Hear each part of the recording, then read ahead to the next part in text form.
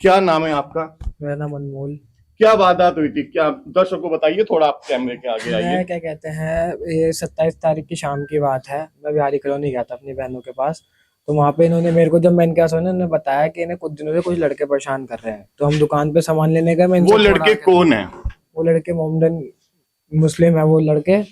और जब मैं इनके साथ गया तो उन लोगों ने इनका पीछा पीछा करा। मैं थोड़ा आगे था, फिर मैंने उनसे बात की, इन्होंने उनके साथ बदतमीजी करी।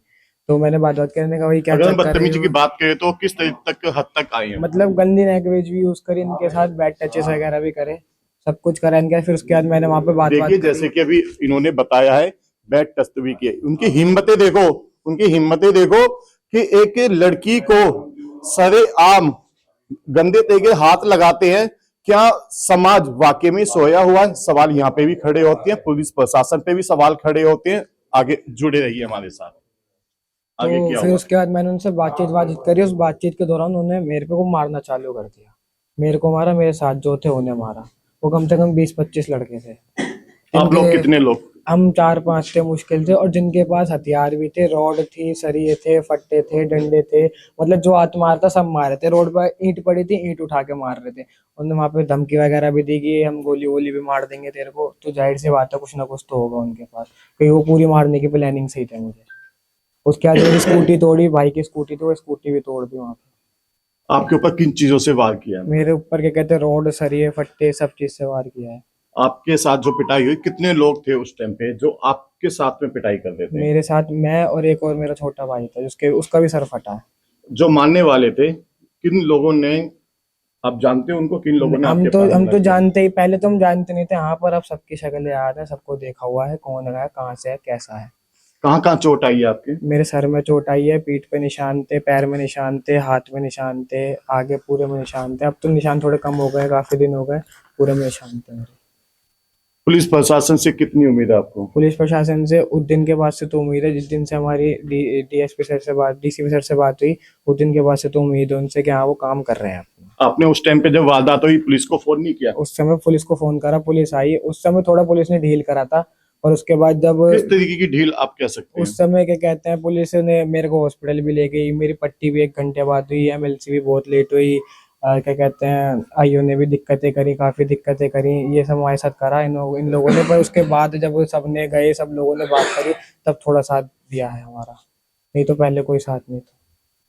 और संगठनों से कितनी उम्मीदें हैं, और पुलिस प्रशासन से आपको कितना आश्वासन मिल रहा है? संगठनों से तो मेरे को पूरी उम्मीद है, क्योंकि संगठन ही है जो कर पाएगी कुछ। अगर संगठन नहीं होती तो पुलिस ढील ही करती। संगठन के बाद ही पुलिस ने आगे कार्रवाई चालू करी है। आपके साथ? मैं, मेरी छोटी बहन और मेरे दोनों भाई, हम लोग सामान लेने जा रहे थे शॉप पे। तो वहाँ पे वो तीन, पहले तो तीन ही लड़के थे, वो आए और मेरे को मतलब टच, मैं, वो मेरे से कुछ कह रहे थे। तो मैंने उनको इग्नोर करने की कोशिश करी। उसके बाद उन्होंने मुझे टचेस वगैरह करके बोला कि हमारी बात मतलब सुनो। तो फिर वो बोलने लगे कि तू हमारे साथ घूमा कर, तू इनके साथ क्यों घूमती है, और ये वो। फिर मेरे भाइयों ने बोला कि तुम इनसे बदतमीजी क्यों कर रहे हो, मेरी बहनें हैं। तो फिर वो उनसे उनसे भी कहने लगे कि नहीं, ये हमारे साथ घूमेगी, ये किसी के साथ नहीं घूमेगी। फिर वो वहाँ से चले गए। उसके बाद जब हम घूम के मतलब वापस अपने घर आ रहे थे, तो वहाँ पे रास्ते में जैन मंदिर के पास उन लोगों ने हमें, फिर हमारी बाइक वगैरह रोकी फिर से। और उनके हाथ में रॉड वगैरह बहुत कुछ था। उन्होंने मतलब, वो कम से कम 15-20 लड़के थे तब तो। और उन्होंने सबने मारना शुरू कर दिया। आपके साथ ही मार पिटाई हुई है? हाँ, जब मैंने अपने भाई को बचाने के लिए एक लड़के के बाल पकड़े, तो उसने मेरे सर में रॉड मारी और मुझे लात भी मारी। आपके भी चोट आई है? हाँ, गुम चोट आई है मेरे भी। एमएलसी हुई है आपकी? नहीं। एमएलसी नहीं है। आपके चोट आई है, पुलिस ने एमएलसी करवाने की जरूरत नहीं समझी? नहीं, ऐसा तो कुछ नहीं कहा उन्होंने। मैं और मेरी बहन और भाई वगैरह, हम लोग सामान लेने जा रहे थे शॉप पे। तो पहले तो तीन लड़के थे, वो आए और मतलब ऐसे बदतमीजी करने लगे। तो पर मेरी बहन, हम लोगों ने इग्नोर करा उनको। तो फिर वो टचेस करने लगे, ऐसे कि हमारी बात सुनो। तो फिर हम, वो लोग वहां से चले गए। मतलब मेरी भाई था ना, उन लोगों ने उनको बोला कि तुम लोग क्यों इनको परेशान कर रहे हो, मैं इनका भाई हूँ। तो वो लोग फिर वहां से चले गए। फिर वो दोबारा आए, जब हम जैन मंदिर के पास जा रहे थे, तो वो लोग दोबारा आए और मतलब उन्होंने मतलब स्कूटी, एक बार तो आपके साथ में बदतमीजी करी, फिर दोबारा आपको फॉलो करके हाँ फिर जी, आगे जाके फिर आपको मिले? हाँ, फिर क्या रहा? जैन मंदिर के पास गए हम लोग। तो रुक के और भाई वगैरह को हमें मारने लगे। आप लोग के साथ भी मार पिटाई हुई है? हाँ जी। आपके क्या मारा आपके? धक्का वगैरह दिया उन लोगों ने। कहते हैं कि एक माँ का दर्द, जब बच्चे की पिटाई हो रही हो दुख में, उस माँ पे क्या बीतती है, हम उनसे बात करना चाहेंगे। क्या कहेंगे? मैं ये कहना चाहूंगी, ये जो हो रहा है इसको खत्म करा जाए बिल्कुल जड़ से। आज तो मेरे बच्चे पे बीती और इन बच्चियों पे बीती, कल को किसी और का भी बच्चा हो सकता है, पर मेरा बच्चा इस टाइम मौत के मुंह से निकल कर आया। मैं तो ये चाहती हूँ उनको इतनी सख्त से सख्त सजा मिले कि वो आगे किसी के साथ ऐसा कर ही ना पाए जिंदगी में। क्योंकि मुझे पता है जिस टाइम मैं गई थी वहां पर तो क्या आतंक था वहां। ये लगा लो कि ऐसा तहलका मचा हुआ था कि पता नहीं क्या यहाँ पाकिस्तान लड़ रहा है यहाँ पर। इस तरीके का माहौल था वहां, दहशत बैठी हुई थी लोगों के दिलों में, लोग भाग भी नहीं बचा पा रहे थे इसको, वो हाल था वहां पर। मतलब लोग तमाशबीन बने हुए थे। हाँ, मतलब देख रहे थे और भगा रहे थे दूर दूर से, पर कोई बचा नहीं रहा था। बचा रहे थे पर वो जब बचा रहे थे जब वो 5-6 रह गए, जब 10-12 लोग इसको मार रहे थे अकेले को, तो तब कोई नहीं, बस दूर से देख रहे थे और भगा रहे थे बस, और कुछ नहीं। बट ये है कि हाँ, ये लड़का बच गया, ये बहुत कम गनीमत है, ऊपर वाले की मेहर है, जिन्होंने भगवान ने साथ दिया कि मेरा बच्चा मेरे पास मिल गया मुझे।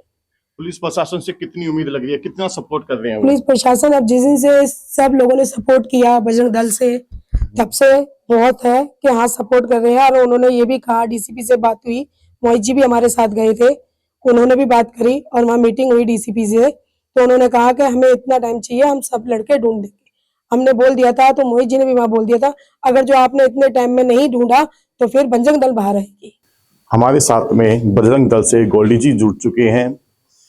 सर, कहते हैं कि भारत देश हिंदुओं के लिए सुरक्षित माना जाता है, क्योंकि विदेशों में भी जो हिंदू रह रहे हैं वो भी फिर भी भारत में कहते हैं कि भारत हमारा बहुत सुरक्षित देश है। इसके बारे में क्या कहेंगे सर? देखिए, भारत की राजधानी दिल्ली जो कि बहुत सभी के लिए सुरक्षित मानी जाती है, लेकिन दिल्ली के अंदर इस प्रकार की घटना बड़ी निंदनीय घटना है। और कहीं ना कहीं ये पुलिस का फेलियर नज़र आता है कि जिस प्रकार से बिहारी कॉलोनी के अंदर ये अनमोल कश्यप हमारा कार्यकर्ता है बजरंग दल का, जिसकी मौसी की लड़कियों के साथ जो घटना घटी है वो पूरे देश ने देखी है।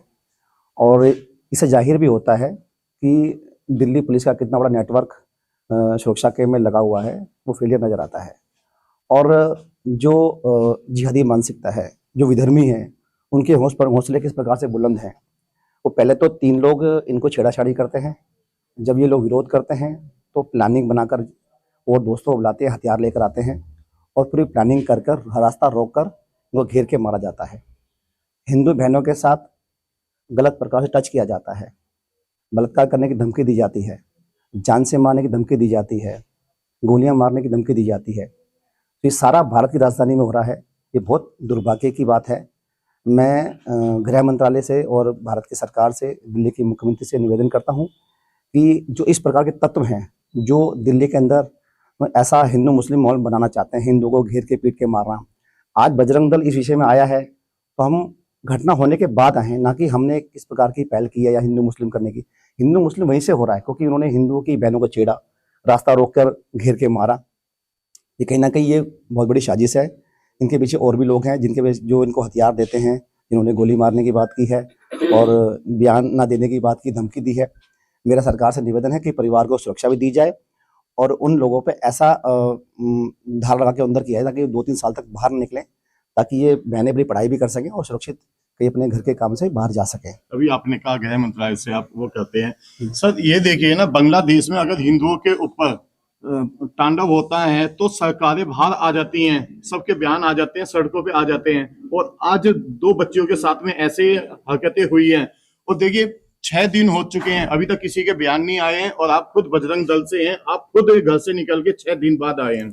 देखिए, हम 6 दिन बाद नहीं आए, जब से घटना घटी है शाम को 5 बजे से ही हमारे मोहित शर्मा जी और तमाम कार्यकर्ता बजरंग दल के उसी वक्त से लगे हुए हैं। और मैं भी 6 दिन से मोहित जी के टच में हूँ, मेरी प्रशासन में भी बात हो रही है और डेली अपडेट ले रहे हैं हम लोग, और अंतिम सांस तक इनके साथ रहेंगे। बजरंग दल हर हिंदू के साथ है और क्या नाम है, जब तक इनको न्याय नहीं मिलेगा उनके साथ खड़े रहेंगे। और सरकार को भी हम निवेदन करेंगे, सरकार इनको पूरा सहयोग करे ताकि ये सुरक्षित अपना जीवन अपने नगर गली में रह सके। आप क्या कहेंगे और क्या संदेश देंगे ऐसे हिंदू परिवार को जो कि अपने बच्चों को बचा सके? पहले तो प्रश्न उठता है कि वो किस मंशा से आए थे। वो मंशा पिछले 2-3 साल, यानी कि बीजेपी की सरकार को 1 साल हुई है, पीछे से 2-3-4 साल को अगर उठाकर देखते हैं तो आपने देखा होगा दिल्ली में मुस्लिम वर्ग के ऐसे अपराधियों से अगर कोई घटना घटी है तो उसमें नाबालिग ज्यादा है। इसका मतलब ये पूरा नेटवर्क है और एक प्लान के तहत ये सब हो रहा है और उसके सरगना ये सब कर रहे हैं। जितनी भी गिरफ्तारी हुई है उसमें अगर उन बच्चों के फोन डिटेल्स और उनका पूछताछ होगी तो 100% कोई बहुत बड़ी प्लानिंग इसके पीछे पाएगी, क्योंकि ये बेटी नहीं है, बहुत सारी बेटियों को इस तरह से टारगेट बनाया जाता है। इन्होंने तो उसका विरोध किया है कि हम तुम्हारे साथ नहीं आ सकते, वो बहुत दिन से इनका पीछा कर रहे थे और आज इन्होंने विरोध किया तो परिणाम यह हुआ कि उनके परिवारजनों पर ताबड़तोड़ हमला हुआ और उसका परिणाम यह है कि वो मौत के मुंह से बड़ी मुश्किल से वापस आए।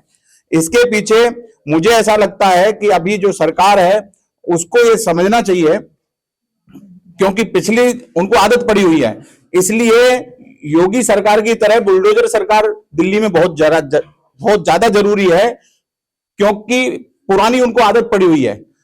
हालांकि डर तो आया है, संगठन का डर कह लो, मोदी जी का डर कह लो, भाजपा सरकार का डर कह लो, परंतु कुछ लोग ऐसे हैं जो उन नाबालिगों के कंधे पर काम कर रहे हैं और वो अंजाम दर बढ़ता जा रहा है और इनकी बहुत बड़ी प्लानिंग है। इस प्लानिंग को रोकने के लिए हम सब तो एक हैं ही, पुलिस को हमारा साथ देना ही होगा। अब जैसे कि एक घटना आती है कि आईओ ने हॉस्पिटल में जाकर के इनके टांके भी नहीं लगवाए, प्रॉपर तरीके से एमएलसी नहीं हुई, इन बच्चियों के बयान में वो छेड़खानी की जो है वो भी दर्ज नहीं हुई है शायद। ये जो एमएलसी आप बता रहे हो कि जी, जिस हिसाब से होनी चाहिए थी पूर्ण रूप से नहीं हुई है, इसके लिए कहीं ना कहीं ये केस हल्का बनाया जा रहा है। इसके लिए मैं डीसीपी साहब से प्रार्थना करूंगा कि इनके खिलाफ सख्त से सख्त कार्रवाई हो। इन बच्चियों का 164 का बयान प्रॉपर तरीके से लेना चाहिए और फिर उनके खिलाफ तुरंत जल्दी से जल्दी और उनके सरगना को भी साथ में लपेटना चाहिए। नहीं लपेटेंगे, सरगना को खोज नहीं करेंगे तो ये वारदात बढ़ती जाएंगी और उसका परिणाम भयंकर होगा। और पूरा देश इस चीज को देखता है कि दिल्ली देश की राजधानी के अंदर क्या हो रहा है। अब ये जो घटना हुई है यहाँ पर कुछ बारीकियों को समझने की जरूरत है, जो चीजें शायद अब तक प्रशासन से भी छूट रही थी और आपकी भी नजर उस पर गई नहीं गई मुझे नहीं पता। पुलिस प्रशासन ने कुछ लोगों को अरेस्ट किया है। अभी हमारे पास जो रिसेंट सूचना है एसएचओ के माध्यम से, उन्होंने कहा 10 लोगों की गिरफ्तारी हो चुकी है और लोगों की भी पहचान की जा रही है वीडियो के माध्यम से। सभी लोगों को नाबालिग बताया जा रहा है, जो पकड़े जा रहे हैं उनको नाबालिग बताया जा रहा है। आप अगर उत्तर पूर्वी दिल्ली या शाहदरा के क्राइम को देखेंगे तो यहाँ ये एक पैटर्न है कि अपराध जो है वो नाबालिग ही कर रहे हैं। अब पैटर्न वर्ड का यूज मैंने इसलिए किया कि पैटर्न तब बनता है जब इनके सरगना जो है ना कोई और होते हैं। इनको पता है ये कानून की कमजोरियां हैं कि नाबालिग से क्राइम कराइए, नाबालिग से हत्याएं कराइए, नाबालिग से गोलियां चलाइए, नाबालिग से उगाही करवाइए, नाबालिग से आप कोई भी अपराध करा लीजिए और वो जल्दी छूट सकता है, तुरंत छूट जाता है वो। तो मैं आपको बता दूं, हम यहाँ इस मामले में क्योंकि बजरंग दल का कार्यकर्ता है जिसके ऊपर हमला हुआ है, तो बजरंग दल तो बिल्कुल छोड़ने वाला नहीं है। हम क्योंकि कानून में भरोसा रखते हैं, शासन प्रशासन में भरोसा रखते हैं, इसलिए हम अभी तक ये देख रहे हैं कि पुलिस प्रशासन किस तरीके से काम कर रहा है और सही काम करेगा या नहीं करेगा। अभी तक हम उन्होंने जो कार्रवाई की है हम उससे कुछ हद तक संतुष्ट हैं कि अपराधियों की पहचान करके पकड़ हो रही है। लेकिन हम जब मिलकर के आए थे हमने वहां पर भी निवेदन किया था कि ये जो नाबालिग पकड़े जा रहे हैं, इन्होंने जो ये मारपीट की है, इनकी कॉल डिटेल की जांच होनी चाहिए। किन लोगों के, असामाजिक लोगों के संपर्क में ये लोग रहते हैं, कौन लोग हैं जो इनको डायरेक्शन देते हैं, कौन लोग हैं जो इनसे ये अपराध कराते हैं, उनकी भी जांच होनी चाहिए। इनके जो माता पिता हैं, चाचा ताऊ हैं इन लड़कों के, ये जो पकड़े जा रहे हैं, उनकी जांच होनी चाहिए कि वो क्या किसी आपराधिक रिकॉर्ड में शामिल तो नहीं है। यदि शामिल हैं तो उनके खिलाफ कार्रवाई होनी चाहिए। इनके घर, मकान, दुकान जो भी इनके पास हैं उनकी जांच होनी चाहिए, क्या वो लीगल हैं या इलीगल हैं। अगर वो इलीगल पाए जाते हैं तो उन पर भी यूपी की तर्ज पर बिल्कुल बुलडोजर चलना चाहिए, जैसे योगी महाराज के शासन में चलता है। आपको लगता है दिल्ली के अंदर योगी मॉडल आना जरूरी? देखिए, मुझे क्या लगता है, इससे फर्क नहीं पड़ता। फर्क इस बात से पड़ता है कि जनमत क्या चाहती है, जनता क्या चाहती है। सरकार जो चुनी है दिल्ली के अंदर वो जनता ने चुनी है, और इसीलिए चुनी है कि जो पिछली सरकारें थी उनका रवैया जो था वो एक इस्लामीकरण का एक रवैया था। वो इस्लामीकरण की तरफ इस दिल्ली को लेकर के जा रहे थे, जिससे जनता त्रस्त थी। जनता ने सरकार को बदला, रेखा गुप्ता जी की सरकार को चुना, मोदी जी में भरोसा जताया है। तो कहीं ना कहीं इसीलिए जताया है कि जब सरकार आई है तो अब हिंदुओं का ध्यान देगी, जो यहाँ बहुसंख्यक समाज है उसकी भी कोई सुनवाई होगी। तो जब बजरंग दल का कार्यकर्ता यदि सुरक्षित नहीं रह पाएगा दिल्ली राजधानी में, तो मुझे लगता है आम हिंदू तो फिर सांस भी नहीं ले सकता। तो यहाँ एक उदाहरण पेश करने की जरूरत है सरकार को, रेखा गुप्ता सरकार को, दिल्ली पुलिस को, कि कितनी जल्दी वो सारे अपराधियों को पकड़ती है और केवल नाबालिग कह करके उनको छोड़ नहीं देती है, इस अपराध की तह के अंदर जाती है कि कौन लोग हैं जो इन नाबालिगों से अपराध करा रहे हैं, उनके खिलाफ कितनी कार्रवाई करती है, ये देखने योग्य होगा। और यदि नहीं करती है तो जैसा कि हमारे प्रांत संयोजक गोल्डी जी ने भी बताया कि हम चुप नहीं बैठेंगे। अगर आवश्यकता पड़ेगी तो थाने का घेराव होगा, आवश्यकता पड़ेगी डीसीपी का घेराव होगा, और उससे भी काम नहीं चला तो अपराधियों को ढूंढने का काम बजरंग दल करेगा, ढूंढ करके निकालेगा, पुलिस के हवाले करेगा, और जो भी उचित कार्रवाई लगेगी हम लोग करेंगे।